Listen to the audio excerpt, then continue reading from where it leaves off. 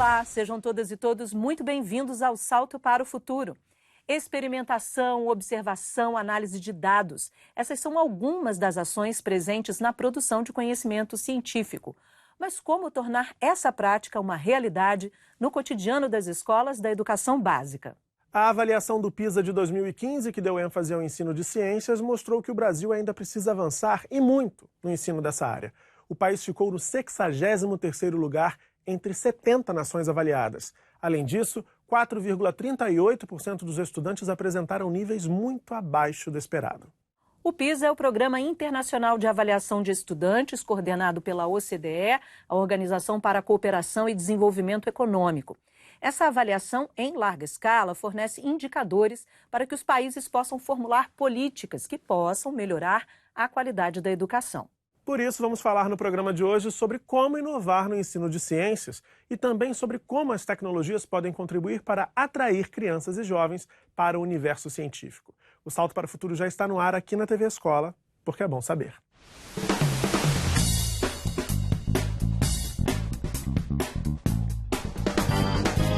Para falar sobre o ensino de ciências e sobre o uso das tecnologias nesse processo, convidamos Andréa Dapoian, professora do Instituto de Bioquímica Médica Leopoldo de Meis, da UFRJ, e também coordenadora do projeto Ser Cientista, que incentiva a formação nas escolas de novos cientistas.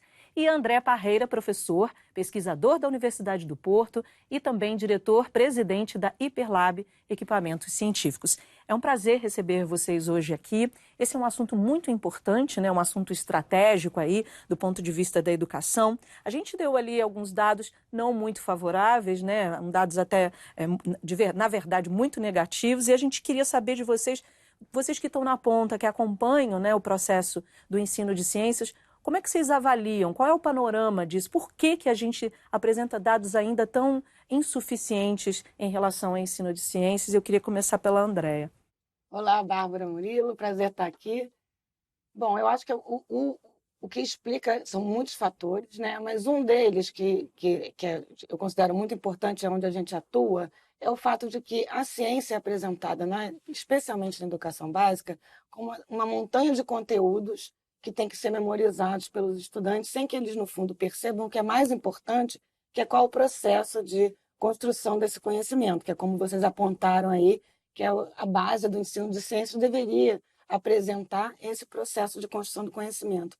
Então, os projetos que a gente participa têm como foco central fazer com que o aluno vivencie, e também os professores que vão atuar na educação básica, o processo de construção do conhecimento, mais do que a memorização dos conteúdos. Porque uma vez que você domina esse processo, você vai olhar de forma mais crítica para os conteúdos e compreender esses conteúdos de uma forma mais significativa e não como uma lista imensa e infindável de coisas para serem memorizadas. E eu acho que isso acaba levando a um mau desempenho, porque com a quantidade de conhecimento que existe, fica sendo impossível você memorizar todos eles. Enquanto você lidar com eles, analisar dados e buscar as formas de compreender determinado problema, é muito mais importante do que conhecer todos os conteúdos que existem disponíveis. Então, trabalhar esse processo eu acho que é o mais importante, e eu acho que é o que é menos feito na educação básica, e a gente que procura é oferecer os instrumentos para isso. A Andréa trouxe aí a questão do decoreba, né? Da decoreba no ensino de ciências, como um dos fatores que explicam o fato do Brasil estar tão mal na foto nessas avaliações internacionais, né, em larga escala. E você, a que fatores atribui esse nosso desempenho ainda tão ruim? Olá, Bárbara e Murilo. Eu vejo que ensinar ciências é como uma banda, onde cada instrumento tem o seu papel. Mas o Brasil virou uma banda de um instrumento só, de um único instrumento, que é o ensino da sala de aula, ainda do CUSP-GIS, ainda da decoreba, como bem colocou Murilo, e que, dessa forma, a gente nunca vai chegar aos níveis dos grandes, dos rankings do PISA, que já fazem um ensino muito mais contextualizado, que procuram olhar para fora da janela da sala de aula e ver o que está ocorrendo lá fora. É o que estou vendo aqui dentro? E isso não é um processo que demanda obrigatoriamente um laboratório, uma grande formalidade, mas é uma caminhada do professor com o seu aluno, onde ele pode tentar fazer uma transposição de dentro da sala para fora, desde que ele tenha tempo para isso. Eu vejo também que um outro problema que tem aqui no Brasil é a grande quantidade de conteúdo. Agora há pouco a Finlândia, por exemplo, desvinculou a grade curricular da sala de aula. Deu liberdade para cada escola montar a sua grade curricular. Já não é uma grade curricular única para todo o país. O aluno da escola A não tem que saber igualzinho aquele da escola B. Não tem que decorar o mesmo conceito. Mas tem que desenvolver nele uma capacidade crítica de olhar para o mundo e tentar entender. E se ele não entende o que ele está vendo, que ele tenha, no mínimo, uma metodologia, um processo para que ele possa ir e entender aquilo. Não decorar o mundo, mas tentar entender o mundo. E o PISA olha dessa forma. O PISA é muito prático. Você deu exemplos aí, você falou de um país, né, que é a Finlândia. A gente tem essa ideia aqui no Brasil de olhar para o que os outros países estão fazendo, mas não como um modelo que possa ser encaixado aqui, porque você mesmo falou, se uma escola para outra tem diferença, imagina de um país para o outro, né? Mas o que você acha, você que está fazendo, né, uma pesquisa fora do Brasil, o que você tem visto lá fora, do que a gente poderia se inspirar? Aonde aí talvez a gente possa olhar, talvez isso caiba aqui, isso talvez não, enfim. Exatamente. Eu acredito muito na liberdade da escola e do professor. A gente não pode ter um salvador da pátria na educação. Agora eu venho com tal método e pega um governo, um estado e coloca em tudo quanto é escola aquele mesmo método, aquele livro igual para todo mundo, aquele laboratório igual para todo mundo, enquanto que cada região, cada escola, deveria ter um menu, como uma banda, com vários instrumentos, onde eu vou escolher aquele que está mais ao meu alcance, que me agrada, que agrada ao aluno, né, que tem a ver com a minha região. Então, quando a gente olha para um país como a Finlândia, as escolas da Finlândia ou dos Estados Unidos, as escolas têm um menu de opções. Não quer dizer que ela vai usar tudo, mas está ali na frente. Né? Eu posso usar uma aula com tecnologia no telefone, eu posso pegar uma aula lá na horta da escola, eu posso pegar uma aula de música. Então eu tenho que ter um menu e não ver a educação como um único método que vai chegar e vai salvar a pátria. E não vai salvar a pátria, porque cada aluno é um, cada escola é uma, cada região é uma. Então o PISA tem este valor de trazer a ciência para o dia a dia. O PISA coloca questões do dia a dia, da prática, e que decoreba não vai resolver.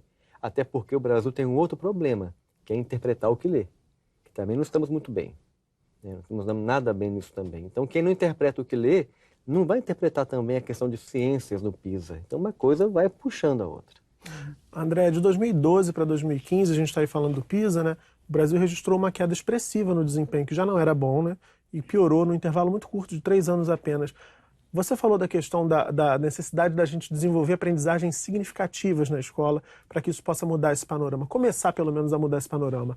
Mas o que a gente poderia apontar como fundamental, assim, que as nossas escolas talvez estejam repetindo, um método que estejam repetindo e que tem nos levado à repetição e até à piora desses índices que já são insuficientes? Então, acho que está em cima da mesma coisa, né? Em vez de se buscar essas novas maneiras de mostrar os conceitos, se continua na questão da memorização de conteúdos, enquanto cada vez os conteúdos aumentam mais, porque cada vez mais conhecimento é produzido, mais informação existe disponível. Além disso, os alunos vivem, como o professor André falou, vivem num mundo que tem cada vez mais acesso a coisas diferentes. Então, o interesse por outras coisas que não seja o ensino tradicional também aumenta. E se a escola só oferece aquilo, eu acho que cada vez o interesse vai ser menor por parte dos alunos também, que mudam com o tempo, né? A gente não pode se manter numa mesma maneira de ensinar. Quando o mundo está mudando, o aluno está mudando. A gente tem que estar flexível a isso também. Mas eu acho que o problema principal, acho que passa nessa mudança de postura em frente ao ensino de ciências.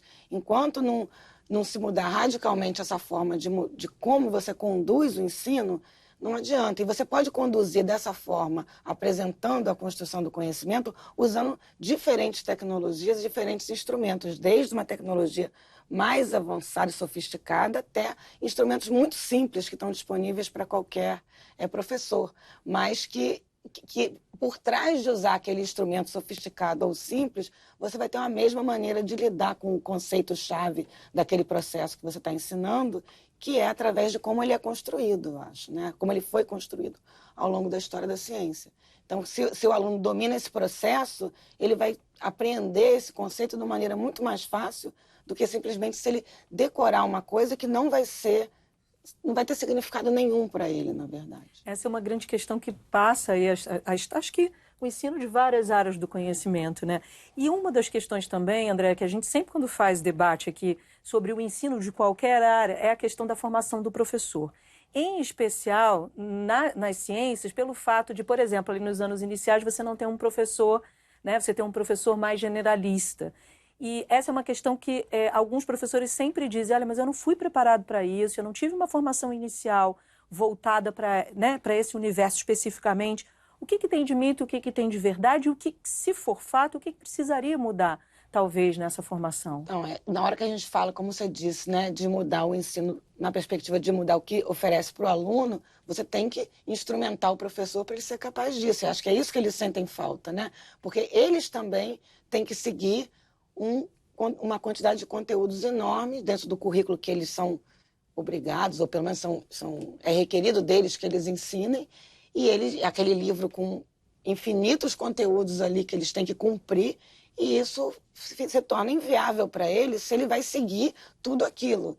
Então, se ele, na verdade, pudesse eleger parte daquilo para apresentar de uma forma mais aprofundada e dentro dessa história de mostrar o processo que leva aquilo, de elencar os conceitos-chave que estão ali, isso seria mais fácil para ele também. Mas, para isso, ele tem que dominar o conceito-chave, que também, às vezes, para ele é difícil, porque ele também está preocupado, assim como aluno, de absorver aquela quantidade imensa de conteúdos, que para ele é tão difícil quanto para o aluno que vai estar aprendendo. Então, nos projetos que a gente desenvolve, um exemplo é o ProfBio, que eu participei da proposta pedagógica, que é um mestrado profissional para professores em rede nacional no Brasil.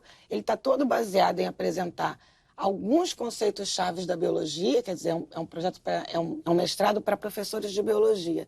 Então, todo o projeto pedagógico está centrado em se focar em poucos conceitos chaves da biologia, mas aprofundar esses conceitos chaves não só em como a ciência chegou nesses conceitos, quer dizer, o processo de construção, que na hora que o professor vivencia, ele vai entender isso e pode aplicar para outros conceitos também, né? Como maneiras diferentes de abordar aquele conceito, que como também o professor André comentou, você não precisa usar a mesma maneira para ensinar o mesmo conceito. Então, se você mostra formas diferentes, se você deixa o professor livre para ele criar, que é o que a gente faz muito dentro da proposta pedagógica do ProfBio. O professor vai sempre estar ali com um espaço para ele criar uma forma dele apresentar aquele conceito para o seu aluno, e aí valorizando as suas características regionais, as suas características de formação. E aí, com isso, ele pode também botar a identidade dele no que ele está ensinando. André, a gente está chegando no finalzinho desse bloco já, desse primeiro bloco. Logo na primeira pergunta, a Bárbara disse que o ensino de ciências é estratégico para o país. A gente tem um histórico aqui no Brasil de avaliações internas que privilegiam sempre o trabalho com matemática e língua portuguesa. Muito recentemente, a gente começou a olhar para a questão do ensino de ciências como algo de fato estratégico e fundamental. Eu queria que você explicasse para quem está nos acompanhando por que é tão importante a gente falar do ensino de ciências. A gente pode pegar o exemplo dos países que estão na ponta, todos investiram em ciência e tecnologia. Desde a década de 60, quando começou a onda do cientista mirim no mundo todo, né, na Guerra Fria, Rússia e Estados Unidos, onde começaram a criar o modelo do cientista, investir em ciência e tecnologia, e hoje nós temos a colheita. Estes países estão colhendo ciência, estão colhendo tecnologia, estão avançando. Então, investir de fato na ciência e tecnologia, pegando realmente tudo que há disponível naquele momento. Hoje eu tenho tecnologia por telefone, hoje eu tenho computador, hoje eu tenho laboratório móvel, hoje eu tenho o colégio, a horta da escola, qualquer ambiente é um ambiente de tecnologia. Investindo naquilo é abrir um horizonte para o aluno. Um país que planta ciência, ele colhe realmente sucesso. Ele abre o horizonte. O Brasil é carente de engenharia, o Brasil é carente de mão de obra técnica. Por quê? A ciência e a tecnologia foi tida por muito tempo como o bicho-papão da escola. Aquela parte que ninguém quer colocar a mão, o medo da física, da química, da biologia, da matemática. A matemática ainda tem mais investimento do que o restante. Mas como aquilo ficou meio para os gênios, né? A química, a física, a biologia, era para o cientista do colégio, o geninho da escola, ninguém ia por aquele caminho, hoje estamos faltando mão de obra da área, e a mão de obra da área que vai desenvolver toda a indústria. Toda a indústria carece de engenheiro, de físico, de químico, de biólogo. Vou passar essa bola no começo do bloco para o André, porque muitos professores alegam, André, que não tem condições de desenvolver um trabalho melhor com o ensino de ciências porque as escolas não possuem laboratórios. De fato, o Censo Escolar de 2018 comprovou que apenas 11% das escolas de educação básica estão equipadas com laboratórios de ciências. A gente pode já supor que há, sim, a necessidade de política pública voltada para a resolução desse problema que é enorme. Mas quando não é possível que a escola possa contar com um laboratório de ciências daquele dos sonhos, né? Sobretudo no momento de crise, de dificuldades financeiras, é difícil a gente imaginar que no curto prazo o país vai ter condições de solucionar esse problema. Como é que a escola pode encaminhar um processo, um trabalho para tentar solucionar essa questão? Então eu gosto de avaliar por um outro lado. Laboratório é uma coisa, experiência é outra. Você não tem que vincular obrigatoriamente a ideia de laboratório com experimento. Essa é uma ideia que ficou cravada desde lá a década de 60, essa ideia de toda escola ter um laboratório. E quando pegamos este censo que você acaba de citar, se a gente abre este dado, a gente vai ver que na rede privada a gente tem muito mais laboratório do que na rede pública, mas diminuiu. Pega lá do censo de 2010 até agora, na rede particular, laboratório de ciências vem diminuindo e laboratório de informática também vem diminuindo. Ora, mas o que quer dizer isso? Quer dizer que estão acordando para o fato de que a informática e a ciência não está restrita a um local da escola. Ela está em todos os locais da escola e na sala de aula também. Então, de repente, nós não temos aquele laboratório fantástico, aquele padrão norte-americano, com tudo que eu imagino lá dentro, mas a ciência está ali na mão do professor. E hoje em dia, mais do que nunca, hoje em dia ele pode pegar um telefone celular e fazer um experimento. Na física, que é a minha área, eu posso amarrar o telefone celular no barbante e fazer um pêndulo com ele. Eu posso, com o celular na mão, medir a gravidade, inclinar, trabalhar com um monte de fatores na física que era complicado de ficar imaginando na página do livro. Hoje, com o telefone na mão, a gente consegue simular aquilo. E quem não tem um telefone hoje em dia, é até bonito dar um outro sentido ao telefone, como um objeto. Hoje se fala nos REDs, os recursos educacionais digitais. Então, transformar o telefone num recurso educacional. Então, quando eu tenho um laboratório, tudo bem, vamos para lá, para o laboratório. Eu gosto de contar um caso, até de um artigo que eu escrevi há uns anos para o jornal Estado de Minas. Foi um artigo que aconteceu com a minha filha. Que a minha filha estava numa escola que tem um laboratório, tinha um laboratório, e ficava fechado o ano inteiro. E a professora falava, olha, quando chegarmos aqui na matéria do corpo humano, a gente vai ao laboratório para ver o esqueleto. E foi prometendo, até chegar setembro. E o povo já estava com medo do tal esqueleto. Por que a gente não pode ver o esqueleto? Onde que ele está? E chegou um belo dia, hoje vamos lá ver o esqueleto. Foi com a turma inteira para um laboratório, para todo mundo sair de onde estava, desalojar, sentar no outro espaço, para ficar com um esqueleto no meio da sala de aula, demonstrando para o pessoal. Então, laboratório é local para isso. Eu poderia fazer tudo isso aonde? Na sala de aula, no pátio da escola, onde quer que seja.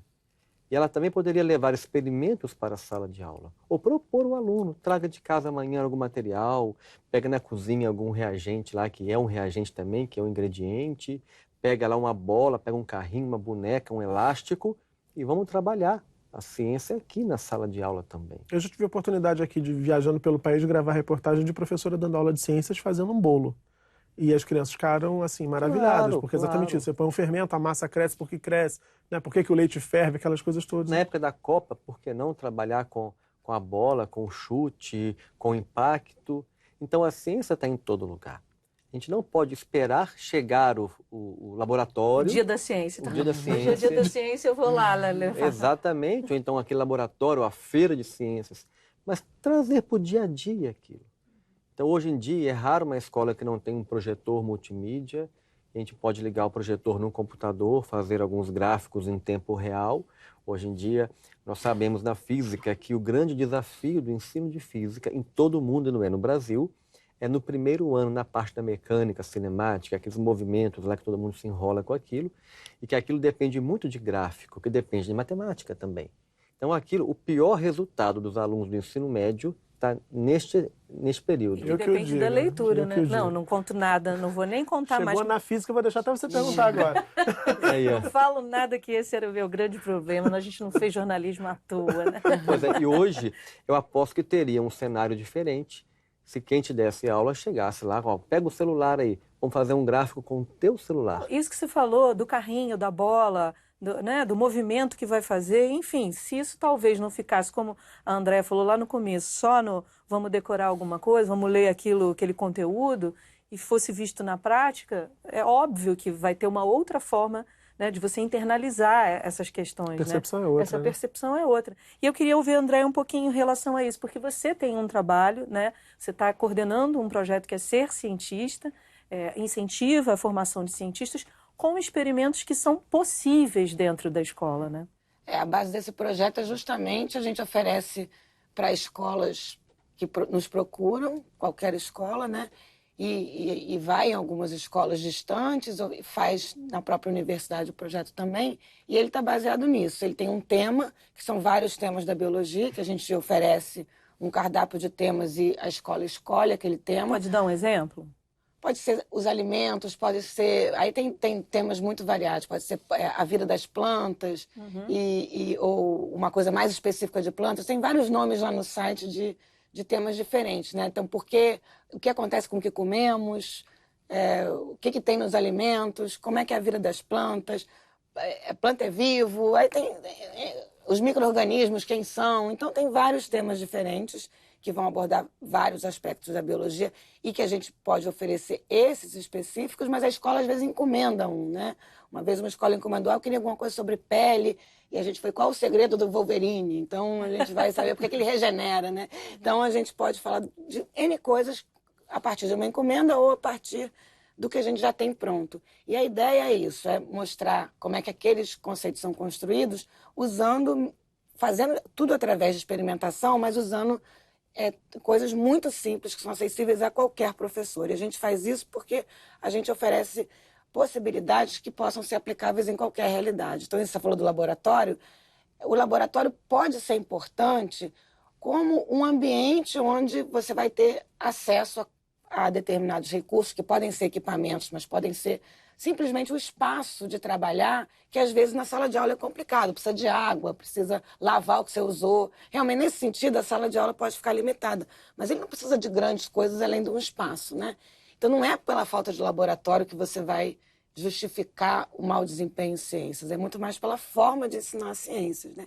E muitas vezes você tem um laboratório e o professor, com todos os recursos, mas se o professor não está habilitado para usar aquilo... Ele vai repetir o que faz na sala de aula. Não adianta, ele vai usar um protocolo, mesmo que o laboratório tenha um experimento pronto ali. Ele simplesmente dá um protocolo para o aluno repetir, é igual você decorar um conteúdo. Não é você realmente fazer uma experiência entendendo o que é mais importante em qualquer experiência, que é qual a pergunta você está querendo responder. Se o aluno não se apropria da pergunta, não adianta nada. A resposta não vai fazer sentido, né? É a mesma coisa. Ele pode fazer um bolo seguindo uma receita e aquilo não ter nenhum significado além de produzir um bolo para comer, ou ele pode fazer o bolo para responder uma pergunta dele de por que o bolo cresceu quando eu juntei aqueles ingredientes. São maneiras completamente diferentes de olhar um bolo e de confeccionar um bolo. Sim. Então, a mesma coisa. Ele pode fazer uma experiência que vai dar uma grande resposta, mas se ele está seguindo um protocolo ali pronto, aquilo pode não ter nenhum significado para ele e ele sequer entender a resposta. Agora, se a pergunta é dele, é isso que é a base principal desses projetos que a gente desenvolve. Ele sempre começa com a pergunta vindo do aluno. Quando o aluno faz a pergunta, ele vai desenvolver a forma dele responder. E aí a gente vai conduzir a forma de responder uma pergunta e não dar a resposta. A gente já fez muitos programas sobre ensino de ciências e os convidados são praticamente unânimes em apontar que a base do ensino de ciências deve ser exatamente a curiosidade dos alunos, sobretudo quando a gente fala no início do ensino fundamental, lá quando ainda é o professor generalista, aquela história toda. E eles também são unânimes, esses convidados, em dizer que a escola mata pouco a pouco a curiosidade dos alunos. Queria ouvir você a respeito disso. O que você está dizendo quando você diz que a base de qualquer trabalho deve ser partir da pergunta do aluno, se a sala de aula não é um ambiente fértil para que o aluno se exponha e traga suas contribuições, suas dúvidas, por mais que elas possam não fazer o menor sentido, e o professor saiba disso, ele já está contribuindo para matar essa curiosidade, e aí o trabalho já está bastante comprometido. Com certeza, mas sabe de onde vem, por que isso acontece? Eu acho principalmente porque o professor não se sente seguro para lidar com qualquer pergunta. Então, a incerteza da pergunta do aluno é o medo do professor. Então, ele vai também, por mais que ele acredite nisso, como nós acreditamos, até inconscientemente ele pode evitar isso para não lidar com uma situação que ele não consiga resolver. E pode ser em termos do conhecimento dele, mas menos do que isso, a forma. Porque não adianta o aluno fazer a pergunta e ele responder. Porque é igual o aluno olhar no livro qual é a resposta. Ele tem que fazer o aluno chegar à resposta. Isso que é o principal. A pergunta tem que vir do aluno para o aluno se motivar a querer saber aquilo. Mas não adianta você só dar a resposta para a pergunta. Você tem que dar o caminho para o aluno chegar à resposta. Isso é a segunda coisa importante. Ter a pergunta e indicar o caminho para a resposta, não dar a resposta. E esse indicar o caminho é que exige uma formação e uma segurança no processo e não na resposta. Mas mesmo essa segurança que você está dizendo, porque, por exemplo, o professor pode não saber responder naquele momento. E ele pode ir junto com o aluno Exatamente. nesse processo Mas de aí que descoberta, né? Aí E que tá. eu O caminho para a resposta que importa. Porque eu queria ouvir o André um pouco nesse sentido dessa construção junto com o aluno, porque essa é uma questão muito presente aqui em qualquer programa que a gente faça. O professor muitas vezes quer estar preparado para dar qualquer resposta e muitas vezes também não aceita a pergunta do aluno, por mais absurda que ela seja. A gente estava conversando outro dia com um amigo, acho que é do Murilo, que faz um canal. Amigo meu tem um canal no YouTube, já até lembrei da história. Um canal no YouTube que a criança perguntou, e se eu jogar um balde d'água no sol, ele morre? Eu apago o sol, eu apago o sol. Por que não dar ouvido a uma pergunta dessa? Ele está refletindo. Agora, então, eu vou colocar uma outra pergunta também, vou piorar o debate. E o tempo dele? Ele tem tempo? Ele tem tempo para parar o conteúdo e tentar caminhar junto com o aluno? Ou ele vai ficar preocupado em ver até onde eu cheguei para preencher meu diário aqui, porque a supervisora vai falar que eu não cumpri a meta? Então, demanda tempo. É como um processo de pai e filho. Quando um filho pergunta ao pai, vamos lá ver, meu filho. Hoje abre o Google, vê com ele, pega um vídeo, bate um papo e caminha com ele. Agora, isso não é escola, numa sala de aula. Como fazer isso onde o tempo é restrito, onde há uma meta de conteúdo, há uma data de prova marcada, há um conteúdo que vai chegar na prova? Como trabalhar?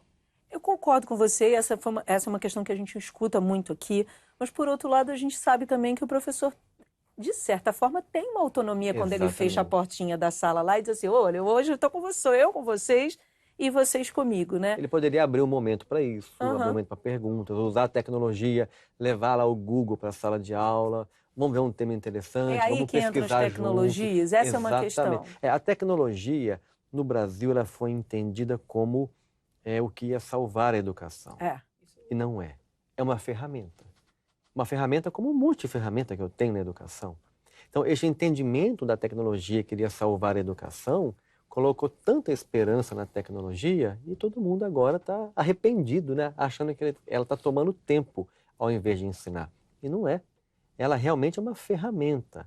E como ferramenta, ele tem que ter um menu de ferramentas. Hoje eu quero usar Google, hoje eu quero usar a internet, amanhã eu quero usar um laboratório comum, convencional, porque aquele conteúdo cai bem no laboratório. Agora um outro conteúdo cai bem aonde? Lá na quadra, mexendo com uma bola. Agora o outro conteúdo cai bem aqui, numa roda, aqui no bate-papo. Ele tem que ter um menu onde ele pode lançar a mão de cada estratégia educacional que ele tem naquele momento. Porque tudo que vira um padrão pode ficar chato, enfadonho, pode acabar.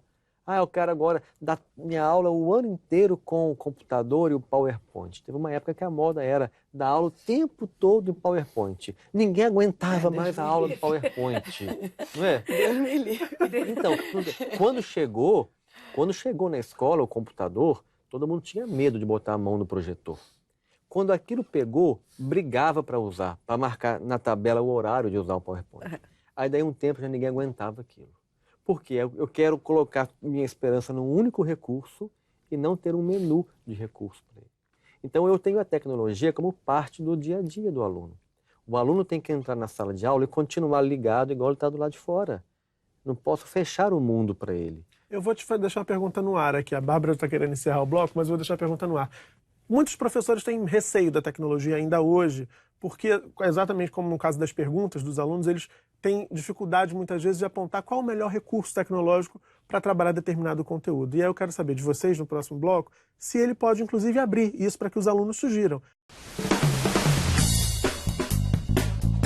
Hoje a gente fala sobre o ensino de ciências e também sobre o uso das tecnologias para inovar nesse processo. São nossos convidados Andréa Dapoian, professora do Instituto de Bioquímica Médica Leopoldo de Meis, da UFRJ, e também coordenadora do projeto Ser Cientista, que incentiva a formação nas escolas de novos cientistas. Também André Parreira, professor pesquisador da Universidade do Porto e também diretor-presidente da Hiperlab Equipamentos Científicos. Eu deixei no ar uma pergunta no final do bloco anterior sobre a participação do aluno, dos estudantes, na hora de definir que recurso tecnológico pode contribuir ali para uma situação de aprendizagem mais rica, mais interessante na sala de aula. Queria ouvi-los com relação a isso, André. Você acha que o aluno pode dar uma dica para o professor? Professor, olha, tem esse vídeo aqui, a gente pode assistir juntos e tal. O professor pode abrir essa participação do aluno? Com certeza, eu acho que o professor deve estimular que o aluno, seja buscando um recurso, seja ele próprio inventando, o aluno deve participar do caminho pelo qual ele vai chegar naquele conhecimento, naquele conteúdo, né? Então, essa é a base do que eu estava comentando antes, que a gente deve estimular a pergunta via do aluno, mas a gente deve estimular que o caminho para a resposta seja construído em conjunto entre o professor e o aluno. Isso implica no professor oferecer recursos para o aluno seguir esse caminho, mas em um aluno escolher o próprio caminho que ele quer seguir, né? Então, quanto mais você conseguir fazer esse caminho conjunto, mais vai ser efetivo, porque quanto mais o aluno participa, mais ele vai realmente apreender o processo em si e chegar à resposta de uma maneira que tenha significado para ele e não seja mais uma resposta a ser memorizada, né? A gente está vendo aí uma garotada, assim, hoje conversando na redação, eu me dei conta que existe uma febre, quer dizer, eu não tenho filhos, eu imaginei que alguns pais poderiam dizer, o que seu filho gosta de experimentar? E aí me surgiu um leque de histórias ali sobre a criação desse chamado slime, eu não sei como Slime. que é tipo é uma geleia que É se uma estica. geleca. É uma geleca. E essa garotada mistura, põe cor. Uma contou que a filha faz com lápis de cor, vai lá, mistura para fazer uma outra cor, a outra quer fazer transparente, enfim. Isso é um sinal de que essa garotada quer sim experimentar, né? A gente tem aí pequenos cientistas em casa criando coisas, e talvez, muitas vezes, as escolas não se dão conta disso, né? Queria ouvir o André no sentido de, será que talvez não possamos voltar a algum modelo aí de laboratórios, de clubes, né? Na verdade, não de laboratórios, mas de clubes de ciência dentro da escola? Claro. É bom. Olhando até a rede pública, que tem o ensino integral, é uma ótima ferramenta para o contraturno, para ter uma atividade de laboratório de pesquisa, de clube de ciências. Mas também olhando para os países como Estados Unidos, a gente falou muito da Finlândia e outros, isso existe lá ainda. A escola ainda tem o seu espaço de criação livre, lembrando um pouco daquela ideia do maker, que hoje em dia está muito famoso, né, em outras áreas, né? A cultura maker, né? Quase a cultura que é um do espaço fazer. maker que também chega até a aula de ciências. Também criar alguma coisa, pesquisar, desenvolver, e alguém ajudando para ter um roteiro científico. A metodologia científica está ali presente, fazer, apresentar o que fez, relatar, para quando chegar lá na tal feira do final do ano, ter algo concreto para levar. E não fazer alguma coisa para a feira, inverter. A feira é o local de eu apresentar aquilo que eu trabalhei, que eu construí, que eu pesquisei durante o ano. E a feira não é um momento em que faltando um tempo para a feira, vamos ficar correndo desorientado, aí vai pai, vai mãe, vai avó, vai todo mundo correndo para terminar aquele trabalho para a feira. Eu ouvi até uma risadinha aqui no estúdio de gente que tem filho e vivencia isso no cotidiano. Você disse uma realidade. Né? Ai, vamos fazer essa maquete aqui porque esse vulcão tem que explodir na feira. É bem isso. Né? Aí vai a família inteira correndo. Então, a gente tem que olhar para um outro lado. A ciência tem que estar no dia a dia da escola. E olhando para a tecnologia, eu queria relatar que o professor, ele quer usar a tecnologia. A gente tem no Brasil uma realidade em que mais da metade dos professores não tiveram qualquer contato com a tecnologia na graduação. Não tiveram, porque é novidade. Então chegam no colégio também, na escola, não tem contato com tecnologia.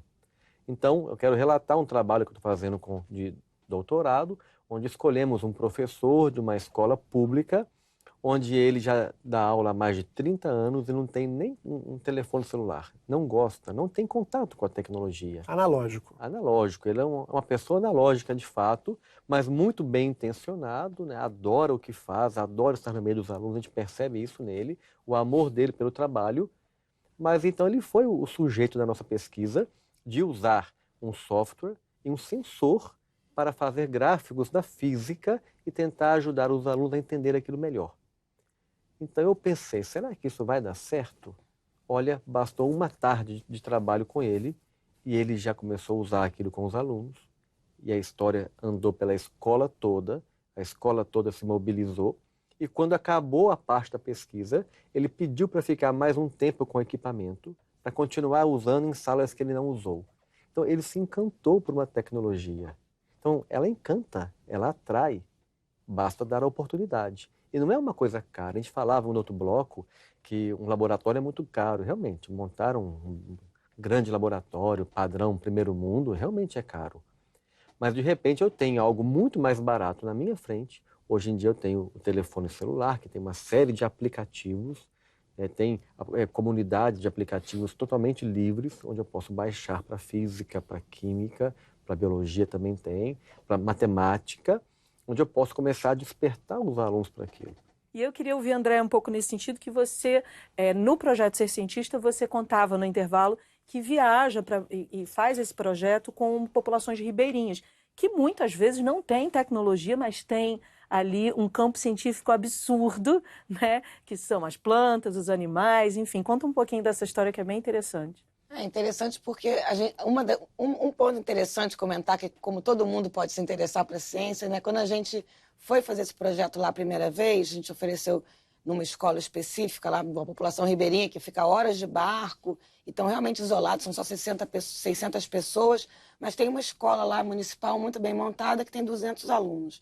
E a gente foi lá e ofereceu para os professores um momento inicial de formação para eles, os professores da escola participarem da atividade como monitores, porque aí era uma maneira de instrumentá-los para continuar aquilo lá, já que é um lugar tão distante. E quando a gente fez a chamada, eu pensei, bom, vão os professores de ciências, ou vai 2 ou 3 professores de ciências da escola. E quando eu cheguei no treinamento para os monitores, tinham 9 pessoas, que eram a professora de ciências, mas era o bibliotecário, o porteiro, a diretora, a professora de português, o professor de matemática, ou seja, de história. Todos os professores da escola quiseram ir e todos fizeram treinamento e todos foram monitores de uma atividade de ciências, porque eles queriam participar daquela atividade. E eles se envolveram completamente para ver que, no fundo, todo mundo quer quando é realmente a ciência feita como ciência e não a ciência feita como uma lista para decorar. E a gente usou temas que tinham a ver com eles, e é impressionante que eles estão morando no meio da floresta amazônica. E as crianças da escola, né, para quem a gente ofereceu as atividades, essa vez que era sobre as plantas, era a Vida Agitada das Plantas, o nome do curso, eles não tinham nem a noção que a planta era vivo, era um ser vivo. E eles estão ali, com as plantas ali, eles podiam ao máximo ver a planta, como eles vão tirar uma folha, uma erva para fazer um chá, que eles sabiam. Mas o que é aquilo? E o que é essa planta? Ela vive? Ela tem uma vida agitada, como a gente... E eles entenderem a planta como um ser vivo, ali, outros seres vivos no meio onde eles estão, foi uma coisa incrível para eles, sabe? E para a gente observar esse processo, né? Porque aí acaba que tem uma nova relação com o ambiente também, aqueles alunos, fora a vontade maior de entender aqueles seres e não simplesmente usar eventualmente aquilo que está ali. Então foi uma experiência bem interessante e o nível de envolvimento daquelas crianças, que às 7 da manhã a gente levou uns jalecos e umas luvas, né? Mesmo que fosse... O curso era no meio de um galpão, assim, que não tinha nem lugar para fazer, não tinha nem luz, né? A gente tinha que fazer as experiências, às vezes, fazendo uma fogueirinha para aquecer lá uma reação química. E eles estavam às 7 da manhã, todos vestidos de jaleco e luva, descalços ali no meio do brejo, mas de jaleco e luva. Aí se chega um turista aqui, vai achar que um extraterrestre invadindo. Então, 50 crianças de jaleco e luva andando pelo brejo. Descalço. E eles faziam as experiências numa empolgação enorme e realmente para eles, eles chegaram, como a gente deixa livre, eles vão fazendo a pergunta e vão continuando, eles chegaram em lugares que a gente nunca imaginou. Muito além do que uma criança que está todo dia na tecnologia, todo dia na ciência. Eles chegavam, professora, eu estou sendo um cientista, eu estou descobrindo uma coisa igual um cientista. Eu falei, você descobriu uma coisa que nenhum cientista descobriu até agora, e que era verdade isso. E eles ficavam num orgulho assim que certamente os estimulou a continuar estudando ciências. Já né? muda Então, o olhar para a própria área. Eu acho que né? isso faz você ter mais interesse, estudar e provavelmente ter um desempenho muito melhor, eu acho. Né? É ele se colocar no papel do cientista, não para ele ser necessariamente um cientista no futuro, mas porque a gente é um cientista. Por isso que o ser cientista é coisa de criança, que é o lema lá do nosso projeto, é porque toda criança é um cientista nato, né? Então a gente tem que deixar isso viver na criança para ela entender o mundo, não para ela ser um cientista no futuro necessariamente, nem para ela seguir a carreira de biologia, física ou química, mas porque a gente tem que se colocar assim no mundo, né? A gente está já quase chegando no final, mas tem uma pergunta, porque a gente falou de tendências.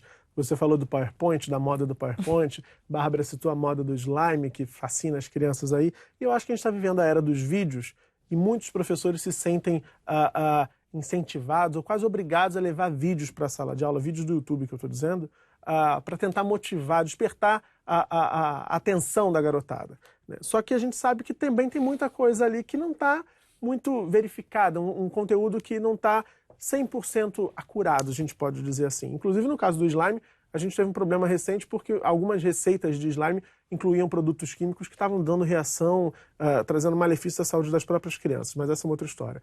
Qual é o critério, quais são os critérios, André, que o professor precisa adotar na hora de apresentar um vídeo, por melhor que seja a intenção dele, claro, para a sua turma ali na sala de aula? O grande critério é que ele tenha tempo de verificar com calma o vídeo, né? Não pegar algo correndo para, não, vou ver, vou avaliar, que ele use com ele, que ele veja o vídeo, anote ponto a ponto o que aquele vídeo trata e para onde aquele vídeo vai levar. Porque também chegar com um vídeo que leva para um local que é inatingível, é uma pesquisa de nanotecnologia que ninguém vai avançar, então eu tenho que ver um vídeo que leva para um caminho saudável, que vai levar para um conteúdo, que vai me ajudar no conteúdo. Então não um vídeo apenas por ser um vídeo divertido, mas um vídeo que tenha realmente uma âncora didática nele. Mas tem uma outra maneira de usar vídeo, que é uma coisa que a gente faz nesse nosso projeto Ser Cientista, que as crianças, elas filmam o resultado do que elas fizeram.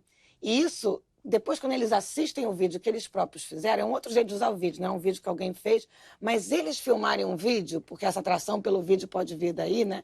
Eles filmarem o vídeo do que eles fizeram no final, não só amarra aquilo que eles trabalharam, como quando a gente passa depois, eles se verem ou verem os outros, eles ficam numa empolgação incrível de ver o colega ali, eles morrem de rir, que está falando, e o outro. E aí a construção do vídeo em si passa a ser um instrumento também educativo, né? E aí eu acho que você pode usar essa outra forma, porque o vídeo não pode ser construído, é tão fácil hoje em dia. É isso que Filmar tá e editar é tão fácil hoje em dia. Então, em vez de você usar um vídeo já pronto, você pode criar o próprio vídeo. E o aluno, naquela história do aluno percorrer o caminho, o aluno pode criar o próprio vídeo dele, da experiência que ele teve, e passar para os outros colegas, né? Então, isso também é uma maneira de você usar o vídeo de uma maneira que eu acho que aí seria 100% efetiva, que é um relatório do que aconteceu e que vai estar ali discutido por todos. Né? Criança Na vai área ficar super de motivada, com física e certeza. matemática, é uma ferramenta muito boa. Hoje há software de análise de vídeo. Eu posso colocar o aluno para bater um pênalti. Pego aquela imagem dele, ele grava aquilo com o telefone dele, leva para a sala de aula, eu analiso aquela imagem, igual tem o tira-teima do futebol. O VAR. Hoje tem software até livre, né, para poder fazer análise de vídeo. Então eu vou cobrir a física e a matemática, porque na análise de vídeo eu vou cobrir a física, o movimento da bola, como que ela acelerou, se ela ficou mais rápida, mais devagar, a curvatura, e dali gera um gráfico que vai para a matemática, uma função de segundo grau, de primeiro grau, exponencial, o que seja. Então hoje, construir vídeo, eu também já vivi essa realidade, é uma atividade assim empolgante, todo mundo fazendo o seu vídeo, uns com bola de basquete, outros chutando bola, jogando a bola, correndo, né? E cada um analisando o próprio vídeo. Eu fiz um vídeo de teste aqui no aeroporto Santos Dumont, há uns 2 anos atrás, eu estava ali esperando um voo, comecei a filmar cada avião que decolava e levei para a sala de aula quando eu peguei um bom ângulo, né? E aí o trabalho foi descobrir a velocidade que o avião decola. Envolveu uma grande tarefa, porque tiveram que identificar o modelo do avião, para na internet ver pelo modelo dele quanto que ele media, o comprimento dele. Tiveram que ver quanto que a pista do aeroporto media, porque com este vídeo e com estes dados, criaram um gráfico do avião decolando, acharam a velocidade que ele tira a roda do chão, foram na internet e verificaram. Então, é um projeto de pesquisa que envolveu pesquisa, leitura, matemática e física. E ficaram empolgados com isso. Sem contar que é super criativo, né? Como Exatamente. é que você... Né? Supostamente só engenheiros vão pensar isso. Não, eu também posso pensar Exatamente. Como é que isso funciona, né? Como é que é esse processo do voo. Gente, foi muito, muito bom esse debate. Muito obrigada pela presença de vocês. Nós agradecemos. Agradeço mesmo. Voltem mais vezes para a gente falar de ciências, porque isso é muito importante para a educação. Eu que agradeço. Obrigada. Obrigado. O Salto para o Futuro de hoje termina aqui. Agradecemos as presenças da Andréa Dapoian, professora do Instituto de Bioquímica Médica Leopoldo de Meis, da UFRJ, e também coordenadora do projeto Ser Cientista, que incentiva a formação nas escolas de novos cientistas. Agradecemos também ao André Parreira, professor, pesquisador da Universidade do Porto e diretor-presidente da Hiperlab Equipamentos Científicos. Se você quiser saber mais sobre nossos programas, precisa ficar ligado nas redes sociais da TV Escola. Estão aqui na tela os nossos perfis no Twitter, no Instagram e no Facebook. E se você perdeu algum programa ou quer rever uma edição que tenha gostado, basta acessar o aplicativo da TV Escola. Ele está disponível para os sistemas Android e iOS. Bem, até o próximo Salto. O nosso encontro, você já sabe, é aqui na TV Escola, porque é bom saber. Tchau. Tchau.